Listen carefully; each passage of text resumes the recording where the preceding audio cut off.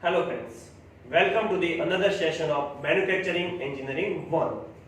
Last session में हमने देखा था अबाउट दी पैटर्न, कौन कौन सी पैटर्न होती है, पैटर्न के टाइप्स के बारे में स्टडी किया था. ओके, आज हम स्टडी करने वाले पैटर्न के अलाउंसेस के बारे में. अगर हमको पैटर्न बनानी हो तो उसके अंदर कौन कौन से अलाउंसेस हमको रखने पड़ेंगे उसके बारे में हम आज स्टडी करेंगे. चलो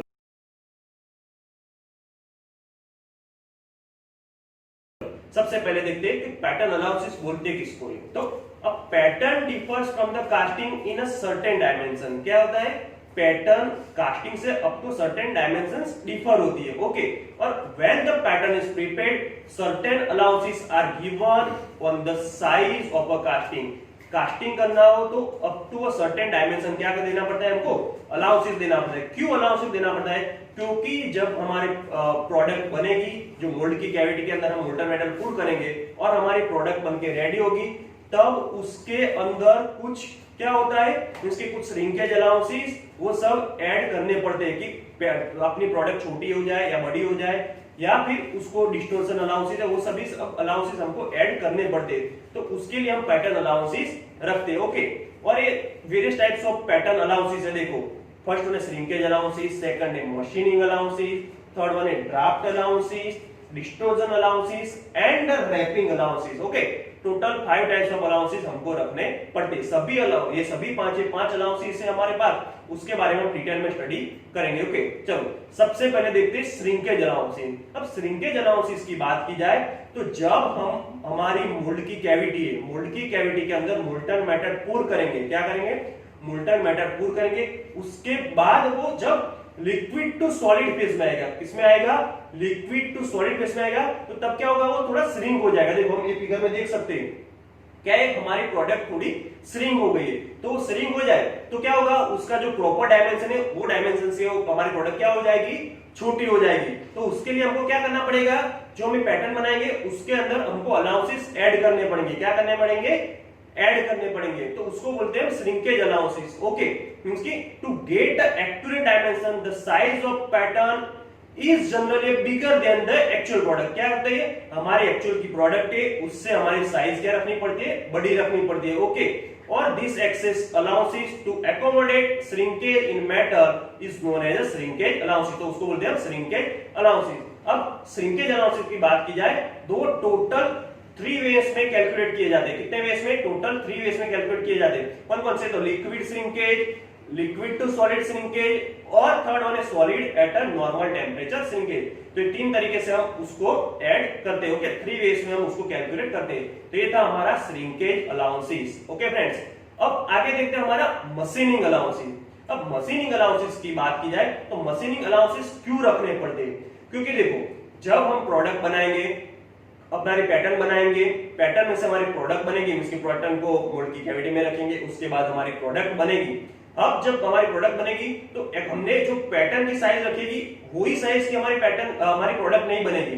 क्या होगा, उससे छोटी या बड़ी बनेगी. अगर हमने श्रिंकेज अलाउंसेस ऐड नहीं किए होंगे तो छोटी होगी, और श्रिंकेज अलाउंसेस ऐड किए होंगे तो क्या होगी, हमारी प्रोडक्ट थोड़ी बड़ी बनेगी. अब वो अलाउंसेस हम रखते तो वैसे ही तरह के मशीनिंग अलाउंसेस, क्योंकि उसकी सरफेस फिनिश फ्लैट करनी हो हमको और प्रॉपर डायमेंशन में हमारी प्रोडक्ट लानी हो, तब उसके ऊपर हम क्या करने पड़ते हैं, हमको मशीनिंग अलाउंसेस रखने पड़ते हैं. ओके, मींस की सैंड कास्टिंग होती है तो उसके अंदर finishing is obtained generally poor. कैसा होता है, उसकी सरफेस फिनिश अच्छी होती नहीं है.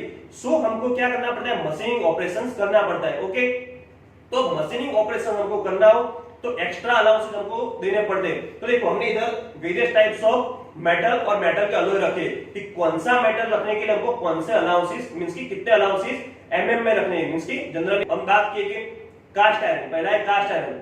तो कास्ट आयरन में मीडियम कास्टिंग और लार्ज कास्टिंग.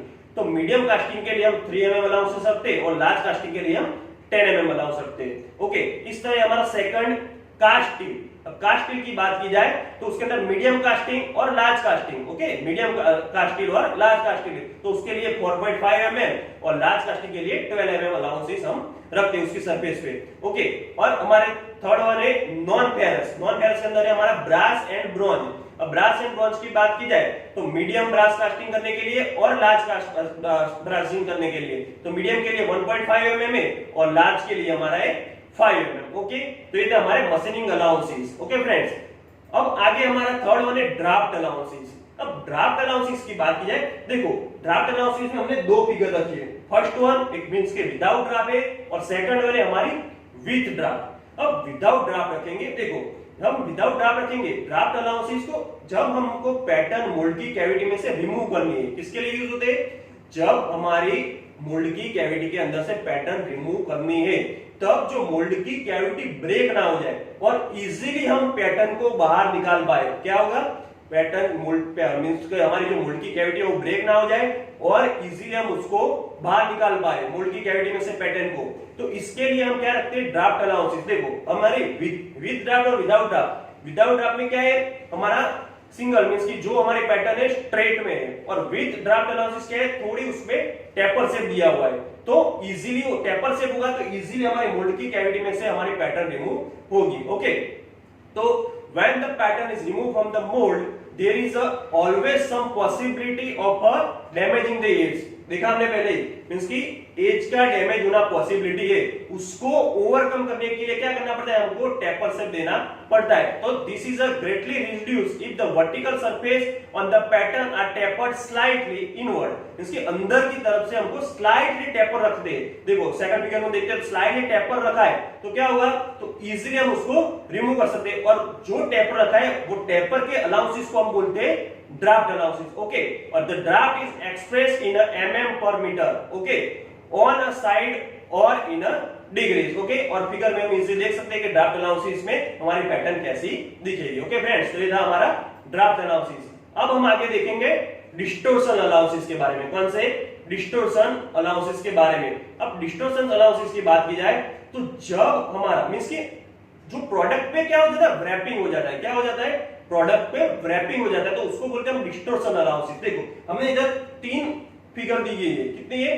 फर्स्ट, सेकंड और थर्ड, तीन फिगर हम देखते हैं। जो एक है हमारा रिक्वायर्ड शेप ऑफ कास्टिंग, हमको कास्टिंग का कौन सा शेप चाहिए वो हमारा रिक्वायर्ड शेप है।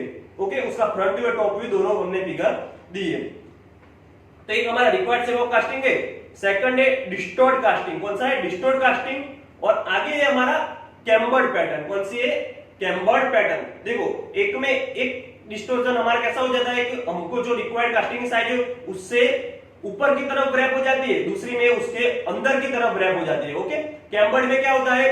बाहर की तरफ रैप होती है, और डिस्टोर्स में क्या होता है? अंदर की तरफ रैप होती है। तो वो ओवरकम करने के लिए हमको डिस्टोर्शन अलाउंसेस ऐड करने पड़ते हैं। ओके, तो इसकी डिस्टोर्स और रैप ड्यूरिंग कूलिंग, जब ठंडा पड़ता है तो तब हमको क्या हो जाता है? हमारी प्रोडक्ट डिस्टोर्ड और रैप हो जाती है। तो this is a result of uneven shrinkage due to a uneven metal thickness और due to one surface being more exposed than the other casting it to a cool more rapidly. जल्दी हम किसी को product को ठंडा करते हैं तो तब ये चांसेस मींस की ये डिस्टोर्शन होने का चांसेस रहते हैं। ओके, तो to allow for this the shape of a pattern is modified. Okay, means के पैटर्न का शेप हमको मॉडिफाई करना पड़ता है, मींस की such a way it is a bends in opposite direction. Means की जो कैम्बर्ड पैटर्न है तो इस तरह का मींस की बाहर की तरफ वो रैप हो जाता है, तो उससे अपोजिट डायरेक्शन में रखते हैं। हम जो पैटर्न बनाएंगे तो उसके अपोजिट डायरेक्शन में, मींस की जो सेकंड देखते हैं तो उसकी अपोजिट डायरेक्शन में हम क्या रखेंगे? उसकी हम पैटर्न